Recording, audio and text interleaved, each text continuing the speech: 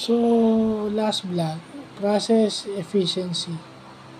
So, yung process efficiency is yung ratio ng value added time over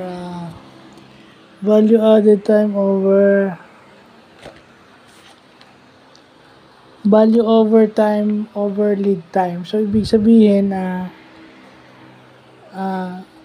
doon tinitest yung efficiency ng process mo. So, yung value added time kasi is yun yung parang value na ina-add mo doon sa bawat process na pinoproduce mo. Siyempre, yung lead time, kung gaano siya katagal. So, pag dinivide mo yun, tapos tinimes mo sa 100, ilang percent, doon mo malalaman kung gaano ka-effective yung process na ginagawa mo. So, yun lang yun. Ratio siya ng value added time over lead time times 100%.